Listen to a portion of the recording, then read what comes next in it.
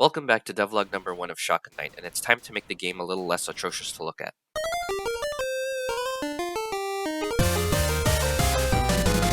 To make my game actually look good, I'll be using post-processing through Unity's Universal Render Pipeline, which can make anything look good. So you might be asking yourself, what the heck is a Universal Render Pipeline? Basically, it's a system that allows you to combine visual effects called post-processing, such as bloom, lighting, and vignettes. They don't serve any mechanical purpose in the game, but it helps build an atmosphere. Bloom gives brighter colorsome glow, vignettes darken the outer edge of the screen to give a feeling of intensity, and lighting can be used to contrast light and dark areas. When I started playing around with the lighting, I realized that making the dungeon depths dark looked pretty cool, and I wanted the area to be lit only by the torches I had placed in the tile map. So I used the freeform volume light to darken the entire area and gave it some fall off so it blends nicely into the areas above it. For each of the torches, I added an orange spotlight, which looks decent on its own, but I can make it better with the help of Unity's particle system. The last step is to make sure all sprites have this material so that it can interact with the global lighting, so that when the player walks near a torch, they are lit with the orange lights, and so that the background gets lit too. Then I spent some time applying these changes to the rest of the map, and I made the Chamber of Suffering extra dark. So with these few simple changes, we go from a game that was kinda looking like shit to something that actually looks good. Now that I've given my game some AAA graphics, the rest of the map requires some attention to detail to make the world feel more alive. I started by adding flowing water because it looks better than just static tiles, and I made this using Unity's particle system. The water can be seen flowing all the way down to the dungeon depths pretty early on in the game, and little does the player know that the water is showing how much progress they will lose in their future. After that, I added some foliage like bushes, trees, cacti, and rocks. It's a small detail, but it breaks up the blockiness of the platforms and gives some more visual variety. I also added some mountains and trees in the background of the grassy area. So I already have clouds in my game, but it feels like it's missing something. Bird. So I created a simple bird script that just moves in one direction and destroys itself after a set amount of time. I place groups of birds together to create flocks which can be instantiated at a random height. But if the birds are always flying in the same formation, it ends up looking boring and being repetitive, which can be fixed by adding a little bit of randomness. So each of the birds will choose a random height relative to their starting position and a random speed.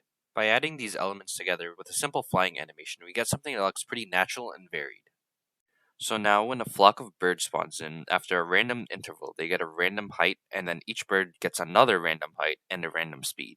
Now that's cool and all, but a wise man once said, "What's the point of birds if you can't shoot them?"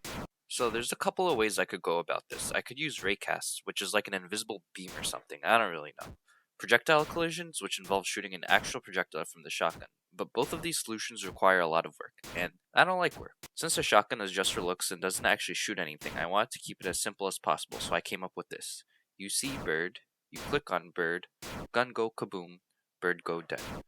So what's actually happening here is that the bird has a box collider which is able to detect when it's been clicked, and when you click on the mouse, the shotgun fires and it hits the bird, so it looks like you're shooting the bird. But in reality, you're just clicking on some boxes on the screen. There is no shotgun, and there is no bird. It's just a mouse and some boxes. It gives the illusion of shooting the birds, which is good enough. Then I made the birds explode when you click on them. Shoot them, using Unity's particle system. Now it's time for a quick bird slaying montage.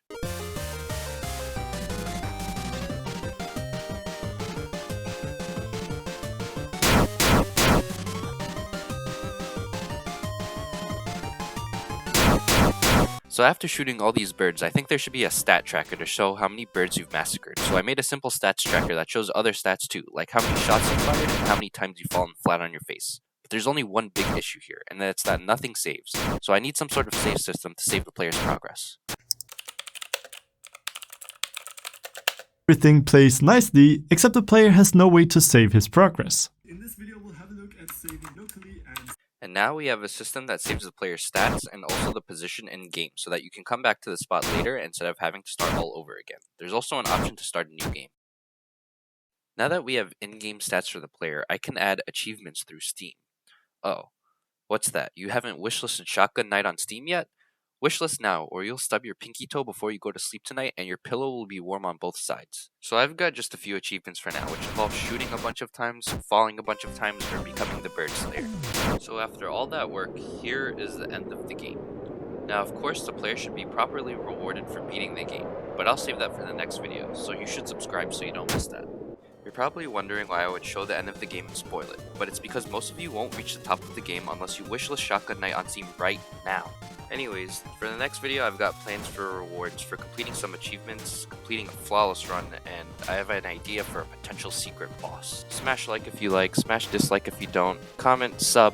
Thanks for watching, and I'll see you in the next video, hopefully.